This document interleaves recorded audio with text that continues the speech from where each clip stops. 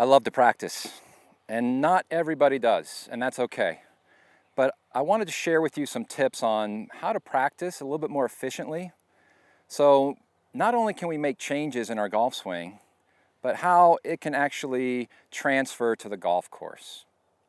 So I see a very common thing over and over again on driving ranges, people buying a large bucket of balls, going up to their little station and dumping that bucket of balls out, and then just hitting shot after shot after shot, same club, same target over and over and over again. And that's not really doing anything for us, okay? So here's a couple suggestions. First one, take that bucket of balls, find your station, place the bucket of balls behind you, out of your sight line even. Nothing wrong with dropping a few on the ground back here, right? But what does that do for me? Well, I've got to go over here, I've got to get one, I've got to bring it over to my station. I execute. Maybe a little more time in between shots to think about the quality of the strike. What kind of motion did you make there? Did you hit it the way you wanted to? A little bit more thought in between shots. So all of a sudden ball's gone. I can't just scrape another one. I actually have to go back over here. And it seems small, I admit, but it's just something that actually will break up the monotony and the routine of just scraping and hitting. Okay, so let's start by putting that bucket of balls behind us. Another tip, if we're going out there and we've decided that we're going to do some block practice, meaning a lot of shots, and we're really going to be working on something, always use something to help your alignment. Okay, so I've just got an alignment stick here. You can use a club that you're not going to be using. We want to place that stick on the ground, put a ball down first, and then sight line that ball to the target. And then you're going to want to place that shaft or that alignment stick parallel to that target line. So for me as a lefty, I'm putting it on the right side of the ball. Most of my players are over on this other side, okay? So you place it over here on the left. But what we're doing is we're sight lining to our target, and then we're making sure that this stick is actually parallel left to our target. Now that does a couple things for me. Number one, when I walk into this shot, I know I'm properly aligned. I did all that hard work back there. Really easy for me to identify a target in the distance while I'm facing it. Much more difficult to the side here. So take away some doubt, know that you're lined up. And then of course, when I'm looking down here, I've got a frame of reference on, is my body parallel to my target? And I don't need this stick right on your toe line or right on the ball. It can be somewhere in between. It's just giving us a frame of reference, allowing us to actually maybe change our perception of what square or parallel or alignment actually looks like and then feels like. Because if we have a tendency to line up awkwardly, then we need to change that perception. And we need to do that on the range. And so using an alignment rod is a great way to do that. Okay, so now I've created my station, got my balls back here, I've got my alignment stick, and I'm ready to go to practice. Personally, if you are actually making changes to your golf swing, meaning, okay, there all of a sudden I'm doing this, but I want to change and maybe I want to do something like that. Well, now we're trying to actually coordinate a new motor pattern, a new motion. And if we're always going full, meaning full speed, trying to hit it as far as I can, the brain will lock on to that old pattern and you'll be doing the same thing over and over again. Really hard to make change that way. So let's smooth it out, okay? Especially when we're starting our practice session. So if I've got this pitching wedge here and I normally hit it 125, 130, maybe I'm only trying to hit it 80, okay? Really easy for me to work on a new motor pattern in a slower, smoother is a better word, in a smoother action, okay?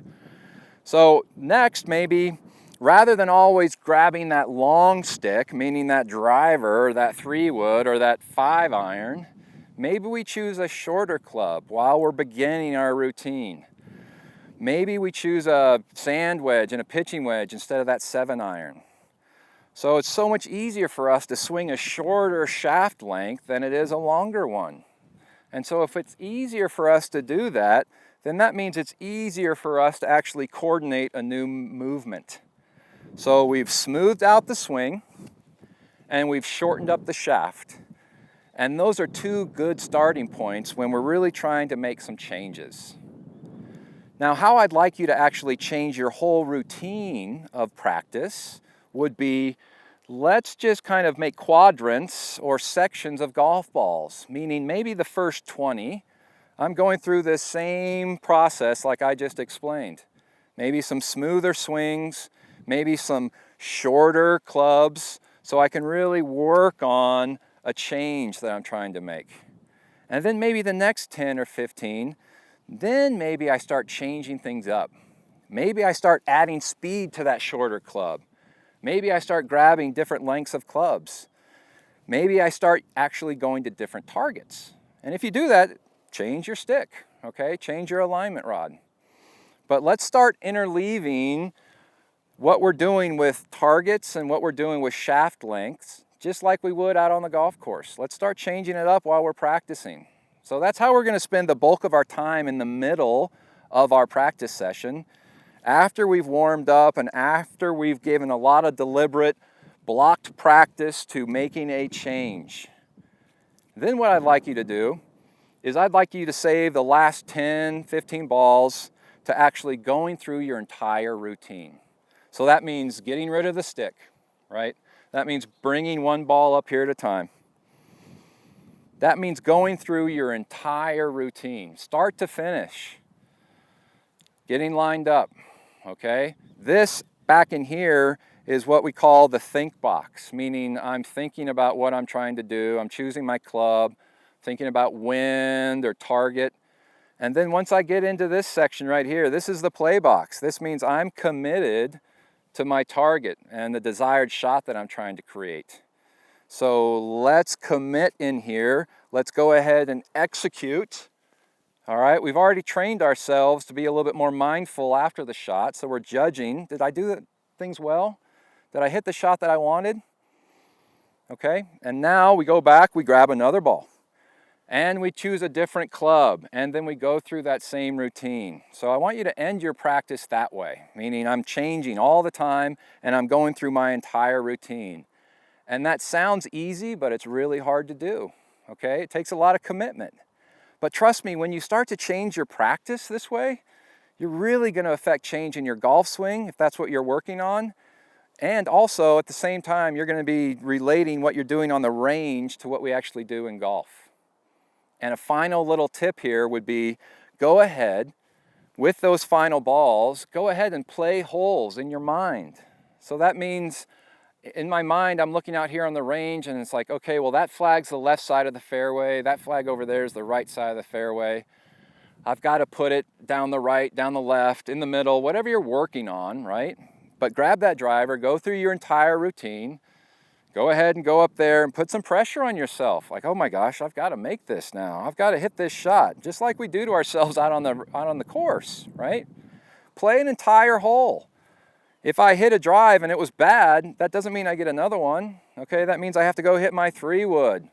If you have a section of range like we do here, put yourself in the rough and say, oh my gosh, I got to execute out of the rough. But whatever it is, change it up so you're playing an entire hole start to finish. So change up the way you practice. We make these changes, you're going to be able to make a change in your golf swing, and you're actually going to make changes when we go out and play. So good luck.